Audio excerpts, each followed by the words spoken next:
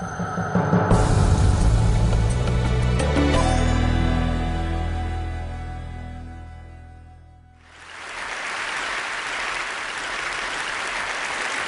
you. I have to tell you, I'm both challenged and excited. My excitement is I get a chance to give something back. My challenge is the shortest seminar I usually do is 50 hours. I'm not exaggerating. I do weekends, and what I do more than that, obviously, coach people, but I'm into immersion, because how'd you learn language? You didn't learn it by just learning principles. You got in it, and you did it so often that it became real. And the bottom line of why I'm here, besides being a crazy mofo, is that I'm really in a position, I'm not here to motivate you, obviously. You don't need that. And a lot of times, that's what people think I do, and it's the furthest thing from it. What happens, though, is people say to me, well, I don't need any motivation. And I say, well, that's interesting. That's not what I do. I'm the why guy. I don't know why you do what you do. What is your motive for action? What is it that drives you in your life today, not 10 years ago, or are you running the same pattern? Because I believe that the invisible force of internal drive activated is the most important thing in the world. I'm here because I believe emotion is the force of life. All of us here have great minds. You know, most of us here have great minds, right? I don't know if I'm in the category, but we all know how to think. And with our minds, we can rationalize anything. We can make anything happen. We can, I agree with what was described a few days ago about this idea that people work in their self-interest. But we all know that that's bullshit at times. You don't work in your self-interest all the time. Because when emotion comes into it, the wiring changes in the way it functions. And so it's wonderful for us to think intellectually about how the life of the world is, and especially those who are very smart. We can play this game in our head, but I really want to know what's driving you. And what I'd like to maybe invite you to do by the end of this talk is explore where you are today for two reasons. One, so that you can contribute more.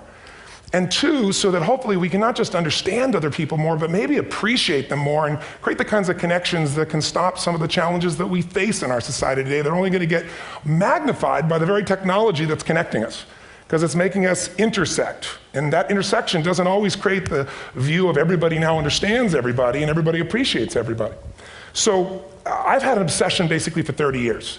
And that obsession has been what makes the difference in the quality of people's lives? What makes a difference in their performance? Because that's what I got hired to do. I got to produce the result now. That's what I've done for 30 years. I get the phone call when the athlete is burning down on national television and they were ahead by 5 strokes and now they can't get back on the course. And I got to do something right now to get the result or nothing matters. I get the phone call when the child is going to commit suicide, and I got to do something right now. And in 29 years, I'm very grateful to tell you I've never lost one in 29 years. It doesn't mean I won't someday, but I haven't done it. And the reason is an understanding of these human needs that I want to talk to you about. So when I get those calls about performance, that's one thing, like how do you make a change? But also, I'm looking to see what is it that's shaping that person's ability to contribute, to do something beyond themselves. So maybe the real question is, you know, I look at life and say there's 2 master lessons. One is there's the science of achievement, which almost everyone in this room has mastered to an amazing extent. That's how do you take the invisible and make it visible, right? How do you take what you dream about and make it happen, whether it be your business, your contribution to society, money, whatever it is for you, your body, your family. But the other lesson of life that is rarely mastered is the art of fulfillment. Because science is easy, right? We know the rules, you write the code, you follow the, and you get the result. Once you know the game, you just, you up the ante, don't you? But when it comes to fulfillment, that's an art. And the reason is it's about appreciation and it's about contribution. You can only feel so much by yourself. So I've had an interesting laboratory to try to answer the question of the real question, which is what's the difference in somebody's life if you look at somebody like those people that you've given everything to, like all the resources they say they need. You gave them not a $100 computer, you gave them the best computer. You gave them love, you gave them joy, you were there to comfort them. And those people very often, and you know some of them I'm sure, end up the rest of their life with all this love, education, money, and background, spending their life going in and out of rehab. And then you meet people that have been through ultimate pain, psychologically, sexually, spiritually, emotionally abused, and not always, but often they become some of the people that contribute the most to society. So the question we got to ask ourselves really is, what is it?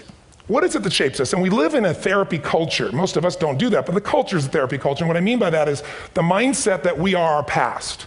And everybody in this room, you wouldn't be in this room if you bought that theory, but most of society thinks biography is destiny. The past equals the future. And of course it does if you live there. But what people in this room know, and what we have to remind ourselves though, because you can know something intellectually, you can know what to do and then not use it, not apply it. So really what we got to remind ourselves is decision is the ultimate power.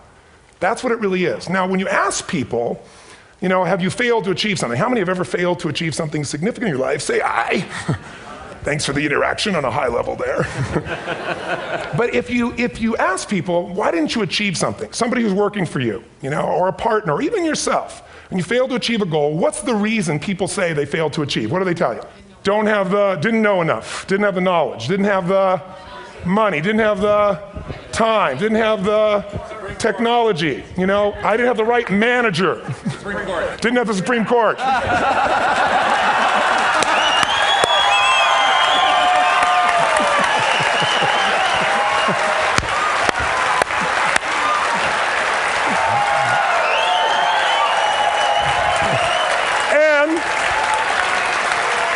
And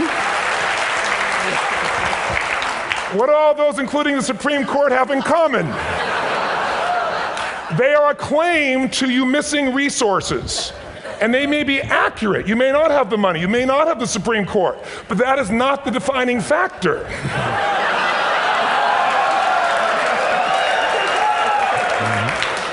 And you correct me if I'm wrong. The defining factor is never resources, it's resourcefulness. And what I mean specifically, rather than just some phrase, is if you have emotion, human emotion, something that I experienced from you day before yesterday at a level that is as profound as I've ever experienced, and if you'd communicated with that emotion, I believe you would have beat his ass and won.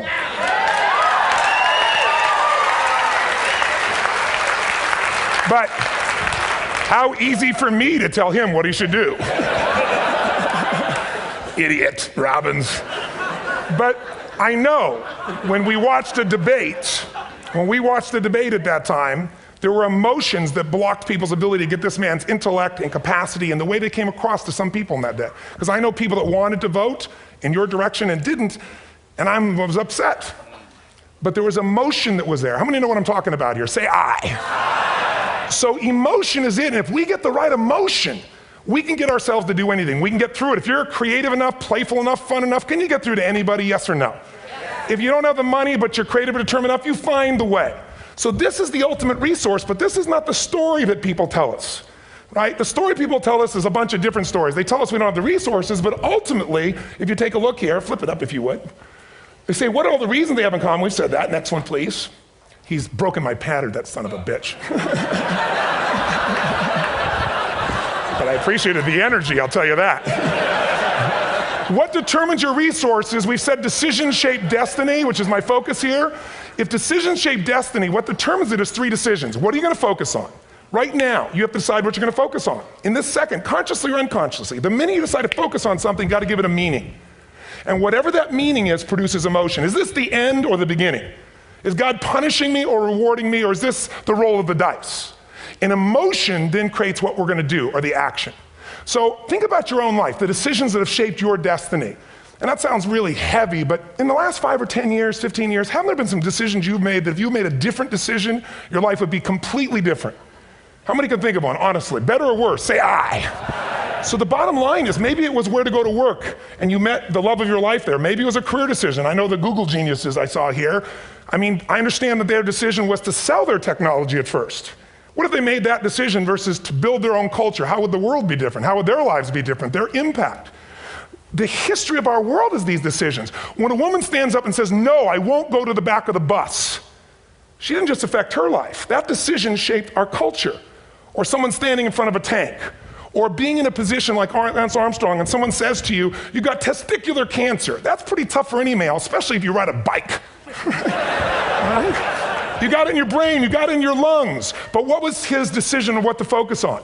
Different than most people. What did it mean? It wasn't the end, it was the beginning. What am I gonna do? He goes off and wins 7 championships he never won once before the cancer because he got emotional fitness, psychological strength. That's the difference in human beings that I've seen of the 3 million I've been around. Because that's about my lab. I've had 3 million people from 80 different countries that I've had a chance to interact with over the last 29 years. And after a while, patterns become obvious. You see that South America and Africa may be connected in a certain way, right?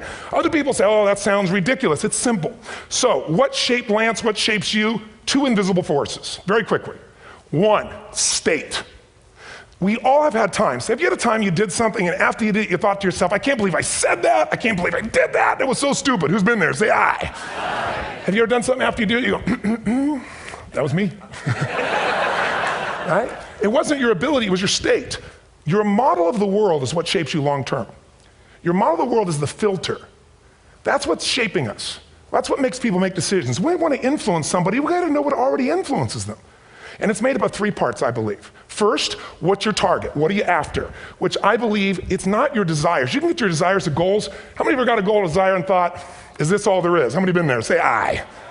So it's needs we have. I believe there are 6 human needs. Second, once you know what the target that's driving you is and you uncover it for the truth, you don't form it, you uncover it.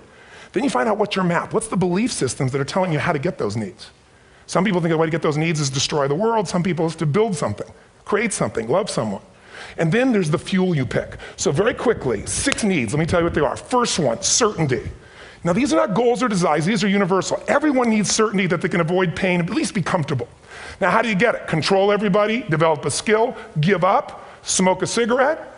And if you got totally certain, ironically, even though we all need that, like if you're not certain about your health or your children or money, you don't think about much more. You're not sure the ceiling's gonna hold up, you're gonna listen to any speaker. But while we go for certainty differently, if we get total certainty, we get what? What do you feel if you're certain? You know what's gonna happen, when it's gonna happen, how it's gonna happen, what would you feel?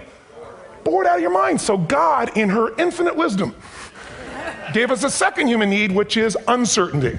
We need variety. We need surprise. How many of you here love surprises? Say aye. Bullshit. You like the surprises you want. The ones you don't want, you call problems, but you need them. So variety is important. Have you ever rented a video or a film that you've already seen? Who's done this? Get a fucking life. Right? Why are you doing it? You're certain it's good because you read it before, saw it before, but you're hoping it's been long enough you've forgotten enough there's variety. Third human need, critical, significance. We all need to feel important, special, unique. You can get it by making more money. You can do it by being more spiritual. You can do it by getting yourself in a situation where you put more tattoos and earrings in places humans don't want to know. Whatever it takes. The fastest way to do this, if you have no background, no culture, and no belief in resources or resourcefulness, is violence. If I put a gun to your head and I live in the hood, instantly I'm significant. 0 to 10, how high? 10. How certain am I you're gonna respond to me? 10. How much uncertainty? Who knows what's gonna happen next? Kind of exciting, like climbing up into a cave and doing that stuff all the way down there. Total variety and uncertainty. And it's significant, isn't it? So you're willing to risk your life for it.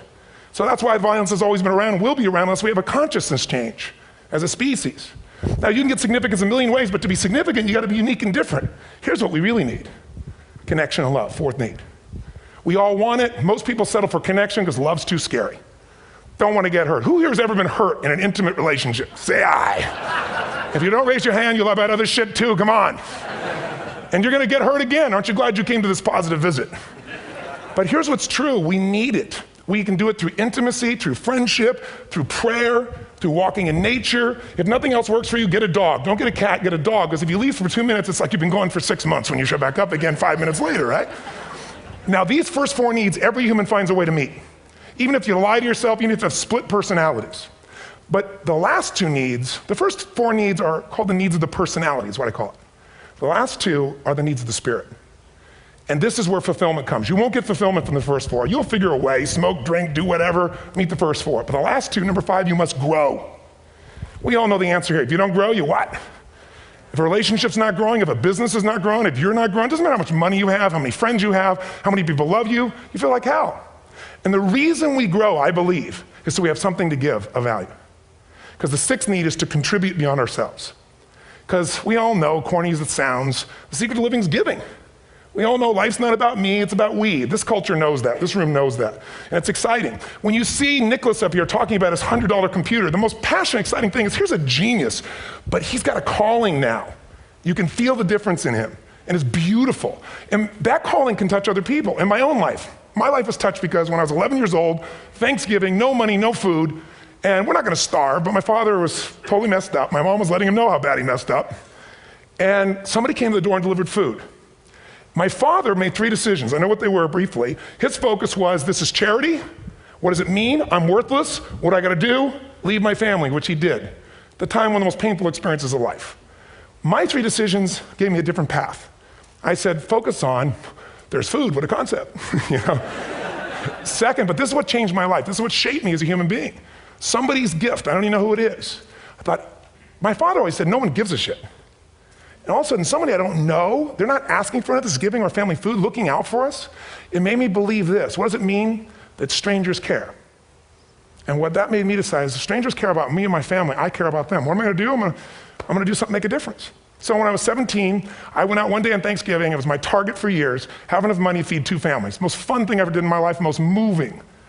Then next year I did 4, and I didn't tell anybody what I was doing. Next year, 8. I wasn't doing it for brownie points, but after 8, I thought, shit, I could use some help. So sure enough, I went out, and what did I do? I got my friends involved, and I grew companies, and then I got 11 companies, and I built a foundation. Now, 18 years later, I'm proud to tell you, last year we fed 2 million people in 35 countries through our foundation, all during the holidays, Thanksgiving, Christmas, in all the different countries around the world. It's been fantastic. Thank you. So I don't tell you that to brag, I tell you because I'm proud of human beings because they get excited to contribute once they've had the chance to experience it and not talk about it. So finally, and I'm about out of time, the target that shapes you, here's what's different about people. We have the same needs, but are you a certainty freak? Is that what you value most, or uncertainty? This man here couldn't be a certainty freak if he climbed through those caves. Are you driven by significance or love? We all need all 6, but whatever your lead system is tilts you in a different direction. And as you move in a direction, you have a destination or destiny. The second piece is the map. Think of that as the operating system tells you how to get there. And some people's map is, I'm gonna save lives even if I die for other people, and they're a fireman, somebody else says, I'm gonna kill people to do it. They're trying to meet the same needs of significance, right? They want to honor God or honor their family, but they have a different map. And there are 7 different beliefs. I can't go through them because I'm done. The last piece is emotion. I say one of the parts of the map is like time. Some people's idea of a long time is 100 years. Somebody else says is 3 seconds, which is what I have. And the last one I've already mentioned that felt you. If you got a target and you got a map, and let's say, I can't use Google because I love maps, and they haven't made it good for Macs yet. So if you use MapQuest, how many have made this fatal mistake of using MapQuest at some time? You use this thing and you don't get there. Well, imagine if your beliefs guarantee you can never get to where you want to go. The last thing is emotion. Now here's what I'll tell you about emotion. There are 6,000 emotions that we all have words for in the English language, which is a linguistic representation, right? It changes by language. But if your dominant emotions, if I have more time, I have 20,000 people or 1,000, and I have them write down all the emotions that they experience in an average week. And I give them as long as they need. And on one side they write empowering emotions, the other is disempowering. Guess how many emotions people experience? Less than 12. And half of those make them feel like shit. So they got 5 or 6 good frickin' feelings, right? It's like they feel happy, happy, excited, oh shit, frustrated, overwhelmed, depressed. How many of you know somebody who no matter what happens finds a way to get pissed off? How many know somebody like this? Or no matter what happens, they find a way to be happy or excited. How many know somebody like this? Come on. When 9/11 happened, and I'll finish with this, I was in Hawaii. I was with 2,000 people from 45 countries. We were translating 4 languages simultaneously for a program that I was conducting for a week. The night before was called Emotional Mastery. I got up, had no plan for this, and I said, we had all this fireworks, I do crazy shit, fun stuff. And then at the end I stopped, and I had this plan I was gonna say, but I never do what I'm gonna say.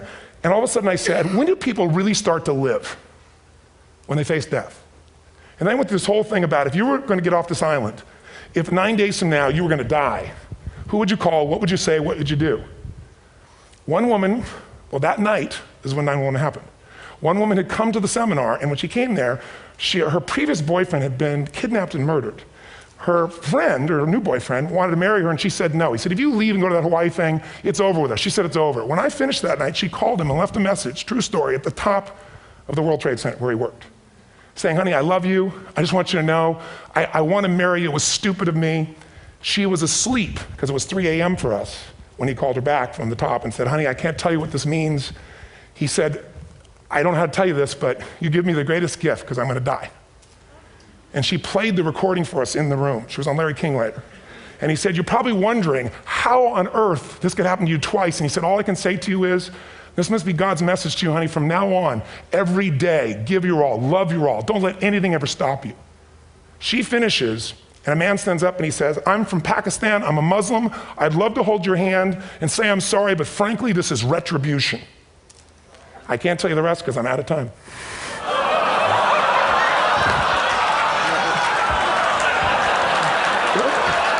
Are you sure? Finish the story. 10 seconds. 10 seconds, no, I want to be respectful. 10 seconds, all I can tell you is I brought this man on stage with a man from New York who worked in the World Trade Center, because I had about 200 New Yorkers there. More than 50 lost their entire companies, their friends, marking up their Palm Pilots. One financial trader, this woman made of steel, bawling, 30 friends crossing off that all died. And what I did to people said, what are we going to focus on? What does this mean, and what are we going to do? And I took the group and got people to focus on, if you didn't lose somebody today, your focus is going to be how to serve somebody else. There are people, there was one who got up, she was so angry and screaming and yelling. They found she wasn't from New York, she's not an American, she doesn't know anybody here. I said, you always get angry? She said, yes. Guilty people got guilty, sad people got sad. And I took these two men and did what I call an indirect negotiation.